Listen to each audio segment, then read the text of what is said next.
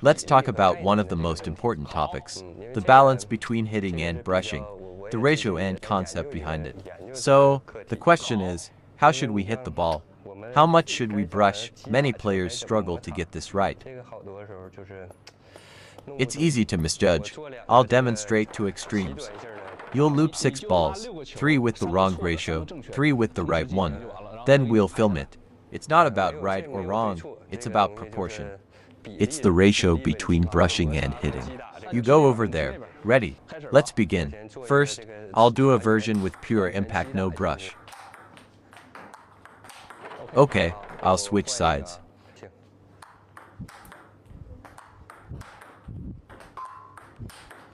Now I'll do the other extreme.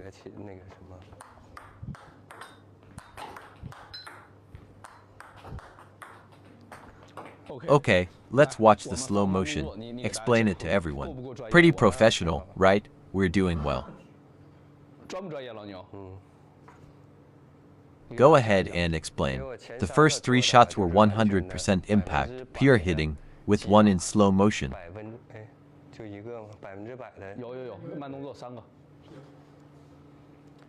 Just 1, yes, just 1.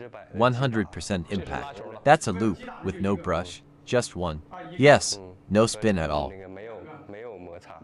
The forward momentum is maxed out, but there's 0 spin. The motion is straightforward, all back to front, pure forward force. Exactly. The ball has no rotation, no spin at all, but the forward speed is the highest. That's the first type. The next 3 were more balanced, about 50-50ths, impact and brush combined.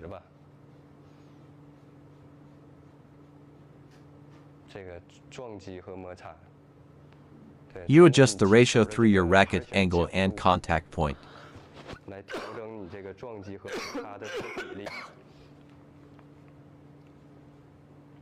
From the side, yes, exactly.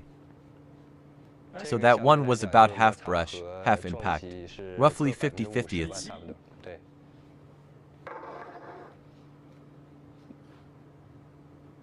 Is the difference clear? Impact versus brush.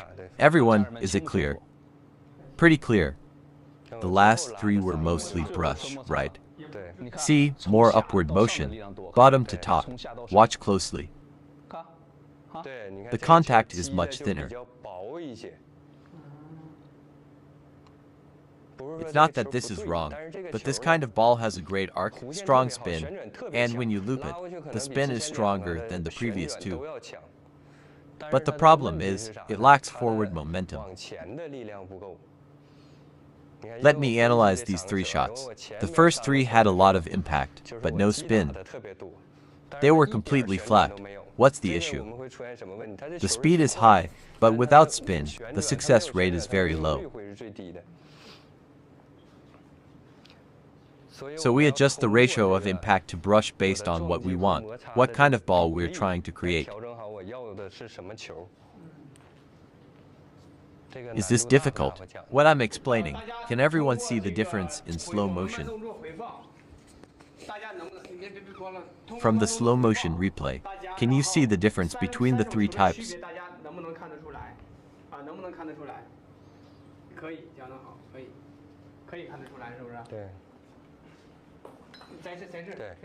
Let me show you the basic idea.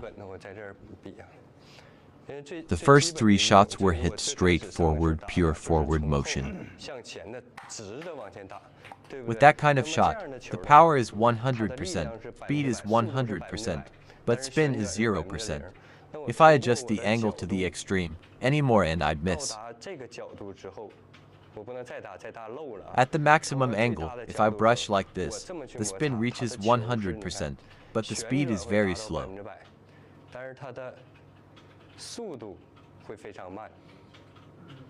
See, each has its advantages. It's not that one is better, it's about finding the right ratio. So you need to discover what works. Sometimes players brush too much. What's the issue with that? The ball doesn't go forward. You need some impact to move the ball forward.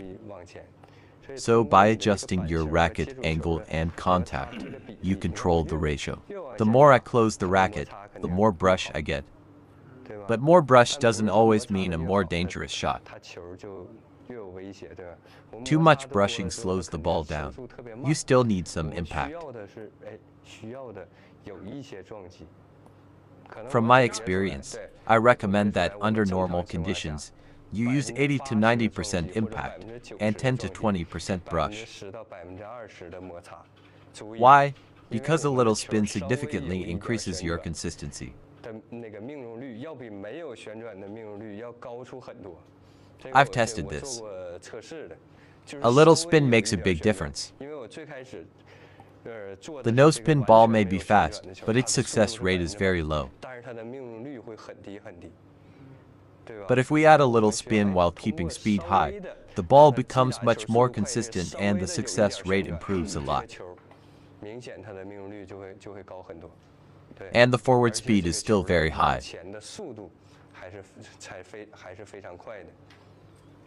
Is it brush first or impact first? They happen at the same time. At the moment of contact, it's one motion. You can't feel which comes first, it's simultaneous. It's hard to control, but the key is managing the contact, controlling the force and brush together.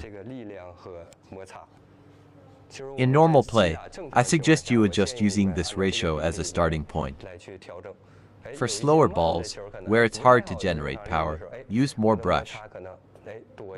Or when the ball is low, brush more. But for a normal ball, just drive through with a little brush, that's enough. Many players do the opposite, too much brush. When you brush too much, two problems arise. First, too much upward brush, and even worse, too much sideways brush. Any Penhold players watching? Coach Liu, penholders keep asking, can you teach Penhold? Penhold is just a different grip. Otherwise, the principles are the same. Only the grip is different. It's not that Penhold is one style and Shakehand another. The techniques are the same. In table tennis, they're very similar. I've said this many times, some of you still don't believe me. It's just the grip. One is like this, one like this. The fundamentals are identical. In fact, Penhold forehand has an advantage. The natural swing is more forward, more direct. It goes through the ball. So Penhold often generates more forehand power. With Shakehand, the grip tends to make you hook the ball inward, which can create side spin.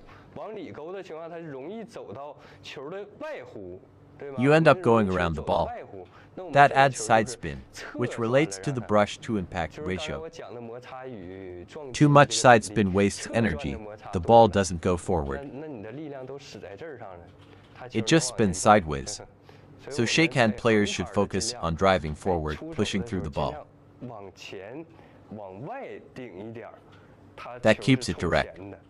If you follow the natural inward arc, you'll often go around the ball. That creates side spin. So, I advise Shakehand players to drive forward more. Penhold is easier in this regard. The grip naturally opens the racket. So it's often easier to generate power and direct shots. But with Penhold backhand, the issue is, with Shakehand, look at my racket angle. The contact area is large. You drive forward, but with Penhold, the grip can cause two problems: closing too much, or swinging across the ball. Yes, that's the issue. So Penhold players must pay attention to their racket angle. It's awkward, it's harder to control, but it can be done. You need to open the racket face and turn it slightly outward. But that's quite difficult. You must open the angle, avoid swinging to sideways.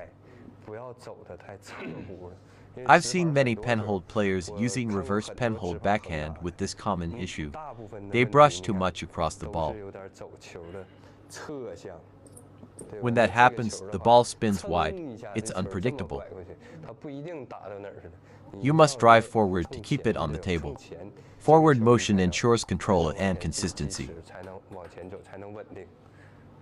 That's great advice. Really helpful. So both Penhold and Shakehand have their own challenges.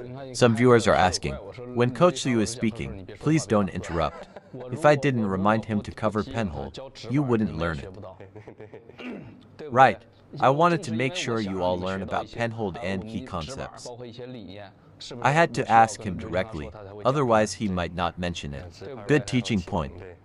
It's not interrupting, it's guiding the session. Why? To help everyone learn better. For Penhold players, when practicing reverse backhand, it's not about power, it's about racket angle and position. The angle should be open. Your thumb needs to press down firmly. If your thumb is loose and only your index finger grips, the racket closes too much. That makes it too angled. Your index fingers should be relaxed, loose and flexible. The thumb presses down to open the racket. Some Penhold players grip too loosely, the thumb isn't active. It should press down to create the right angle. That opens the racket face. Like this. So it's all about the racket angle and contact point. We need some brush. When adding brush, the racket should tilt forward slightly. Also, when the ball is dropping, you need more brush, add a bit more. Then the racket naturally tilts forward. You can't loop with an open racket like this. If I tried, the ball would sail off the table. If I'm just hitting through flat, that's fine. But to add brush, I can't use this open angle. I need to close it just a little to control the balance between spin and power, the ratio.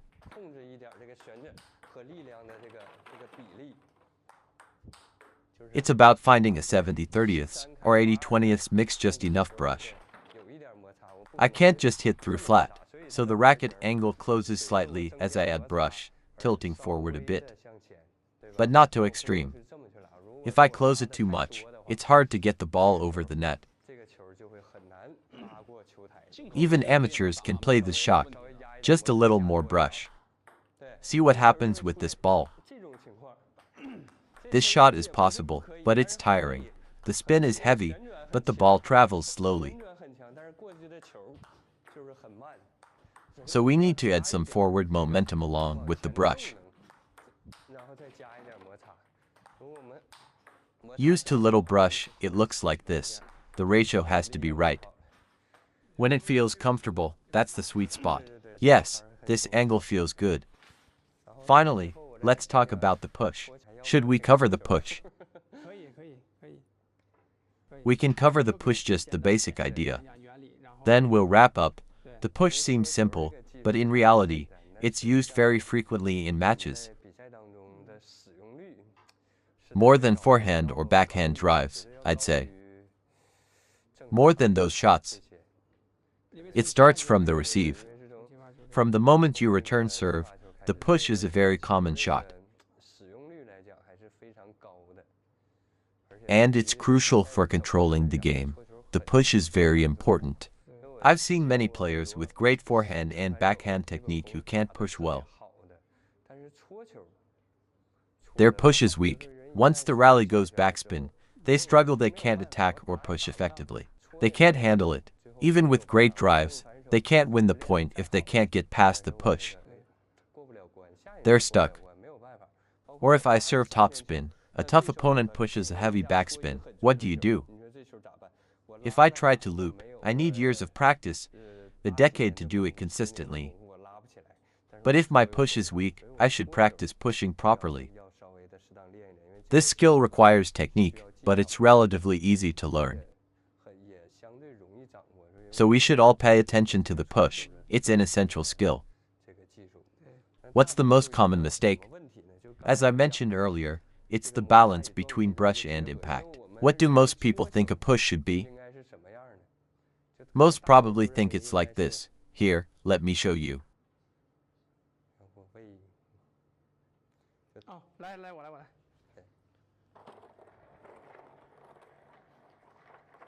Yes, most players think you need to brush under the ball, right? Like this. That's what they assume, contact underneath the ball. But what's the problem with that? It goes back to the brush and impact balance. This applies to pushing too. If we add a bit more impact, increase that ratio, and reduce the brush slightly, the push will have more speed and enough spin. Watch when I adjust the contact slightly, it changes completely. If I only brush, see? The two balls are totally different, so master this ratio. Understood? Often, players brush too much friction, and sometimes they brush upward or sideways. That makes it difficult, right? Instead, use 30% effort and let the ball travel with natural speed.